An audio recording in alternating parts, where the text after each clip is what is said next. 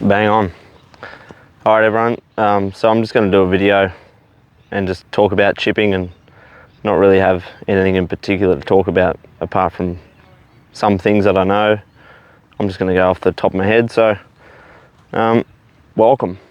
I am going to start with like a beginner's chip shot where you'd primarily use like a 9-iron or 8-iron to start off with, because going to a sand wedge or lob wedge is just a little bit too hard. And I'll explain that later on in the video. So, bang. So I've got this little chip shot here, and this is a very basic chip shot, and some things that I learn about chipping and setup and whatever, what I like to see in the setup. The first thing is I see a lot of people with their feet really far apart. That's a big no-no because you can't use your hips or any little bit of pressure, so that sucks. They're also too far away from it, so there's a bit of separation from their arms and their rib cage or torso, and then they get this action. It's like, yeah, I can still chip, but it's not very effective on the golf course, and you kind of get scoopy and there's no real speed or nothing like that. But anyway, this is what I'd do for a little 9-iron beginner chip shot. Feet very close together. I'd feel like I'm a lot taller and kind of obviously closer to the ball, but my hands are very close to my thighs here. I'm not like this. It just gives me some connection with the arms and the rib cage, and then feet close together, and then I can just rock my body back and through. Just gives me much more feel. Kind of feels a little bit more like a putt than, I don't know, like this half scoopy pitch shot that looks ugly.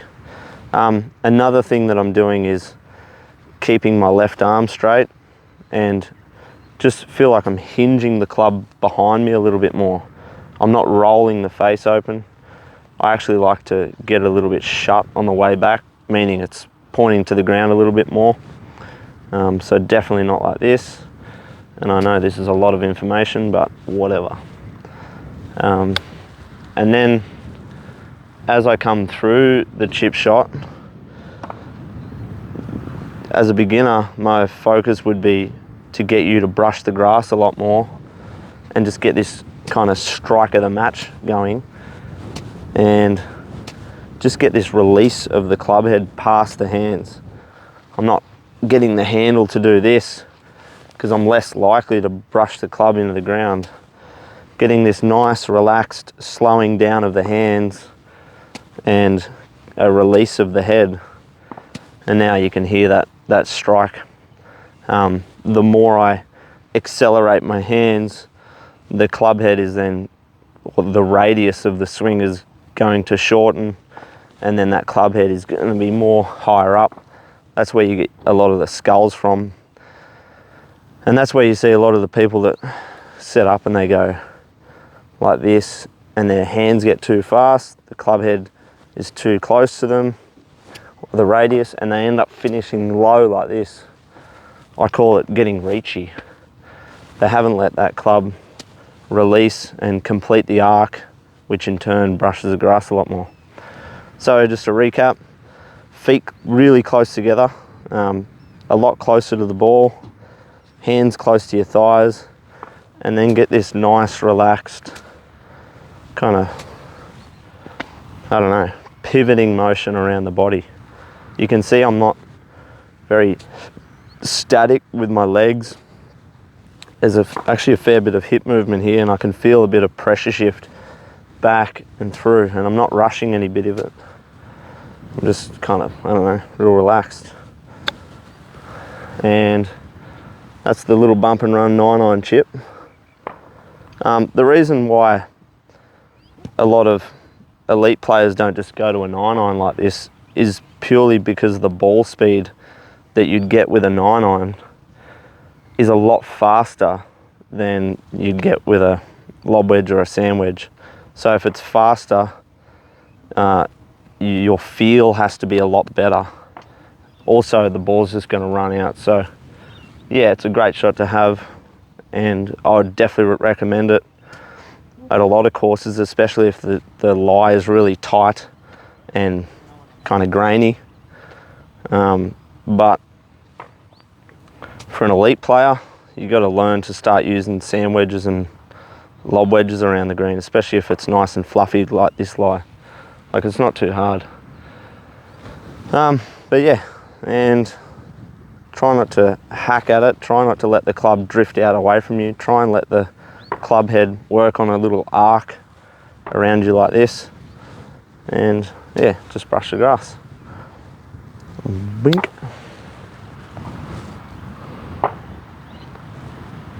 Cool. Now with my lob wedge, this is my favourite. I'm not a kind of traditionalist where I get the club head working on the shaft plane and working in this fashion. I like to actually get the club head hinging in and below my hands, and then kind of using my chest to work it through, really releasing the hands over, really shutting the face down and flipping it over. And I get these similar shot to that, little low kind of hooky chip shots. The reason I like to hinge it in and behind is because the club head is literally lower in space. Therefore, if it's lower in space, it's coming on a flatter plane at the ball, and I'm less likely to hack into the ground. Also, if the face is shut, then the face is squarer for longer in relation to that plane. So it's just what I've found is kind of the easiest thing to work with. I don't know, I just kind of got pretty good at it. And even when you stuff it up like that, because the club head is so low to the ground, your miss hits aren't too bad. Like, I don't want to, like, yeah, I can do any type of chip shot where I hinge the wrist out and release it like that. There's just more room for error, in my opinion. But I'll get back to what I like to do. So same thing, feet together, hands really close. There's a video of Tiger, I mean, there's a lot of videos of Tiger where his hands are really close to his thighs for his pitch shots. He's nice, rounded off back, like he's really relaxed. Arms are just hanging straight down. I'm sure he's pretty on plane because he's a perfectionist, but I just like to get the job done. Anyway, ball position back, hands forward. I'm sure I've spoken about this in another video, but that's just the shot I like to play. Do you want to get those? You're right. You're right. I'm just talking shit. I was really happy with all those chips. Yeah, it works, right? Yeah. Good. Another thing, like a very basic thing, keep that left arm straight. Try not to fold the left arm. If you do, I don't know, get the chest through more, unfold it, release it back. But yeah, left arm straight, hands a little bit forward, a little bit of forward shaft lean. I don't want to feel like I'm scooping it like that. That is just unco. What I want to do is hinge it in and behind my hands, and kind of what that feels like is if I get the club parallel, the club is actually pointing just a little bit to the right of the target, not on the target. That would mean that I'm on plane. This would mean I'm under the plane. This would mean I'm outside the plane. There's my little cut shot, little spinner.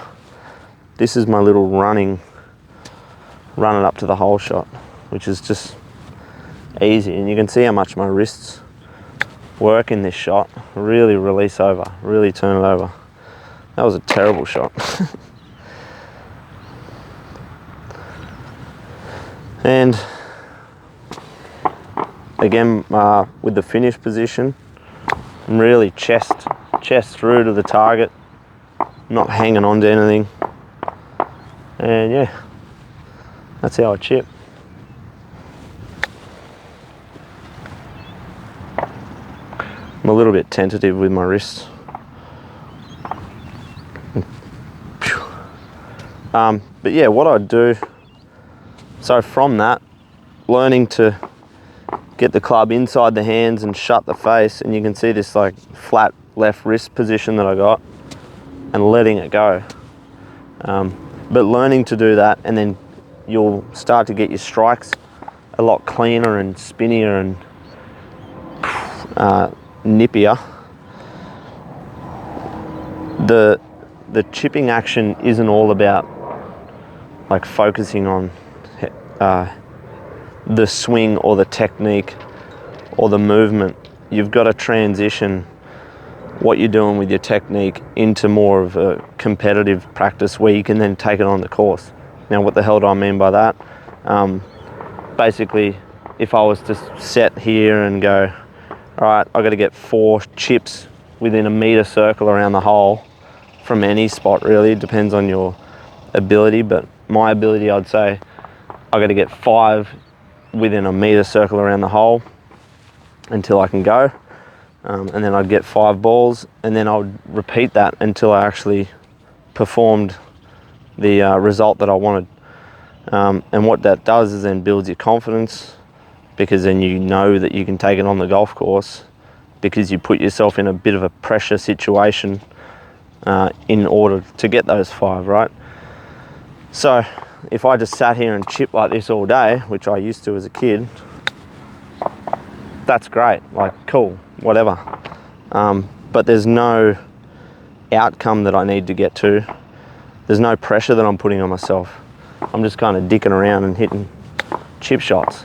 And then you get out on the course and then you go, all right, I've got to hit this chip shot within a meter and then make the putt to beat my handicap, and you start feeling a bit nervous. Well, you haven't put yourself in that bit of a pressure situation, so that doesn't help.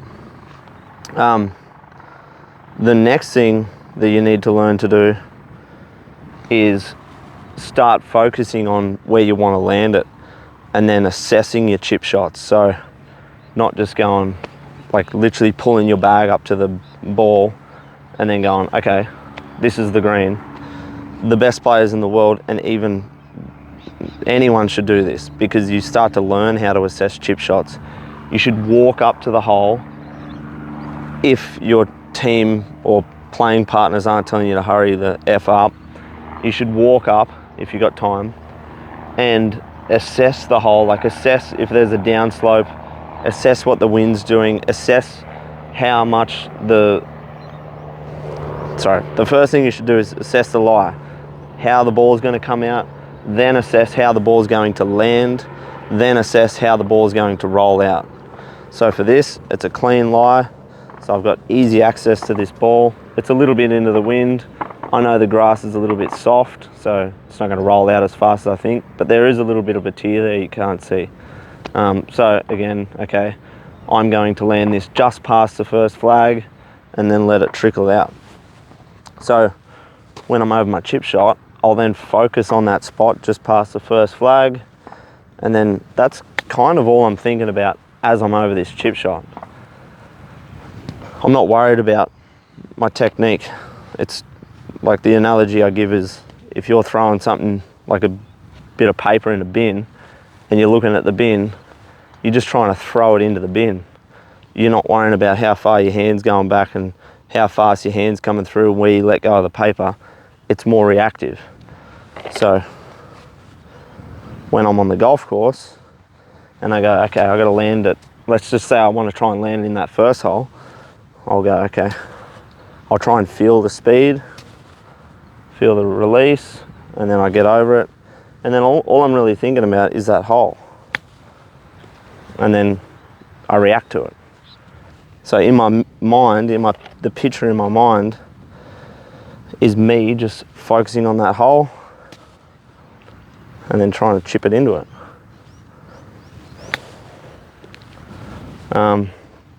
And then that's when you really start honing in on your chip shots. When you can assess a chip shot, and then you can perform whatever you want, like land it on that first cone. So I'm getting a feel for how hard I want to hit it, what trajectory I want to hit it, how it's going to come out, and then I go, okay, That feels about that hard. That's what I do. And now I'm over it. Now I'm just thinking about that cone. And I blocked it, but that was the right distance. And yeah, that's pretty much it. I'm sure I've got some more stuff, but just have fun with chipping. Make some games.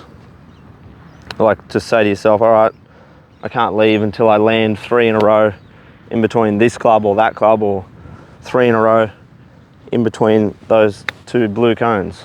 So 1, 2, 3. Just give yourself little targets, because if you just come out here chipping and there's no real set targets, you're not going to feel any pressure, and then that pressure or that practice that you put in isn't going to translate on the golf course. It's actually just like false practice. It works, but it doesn't really work.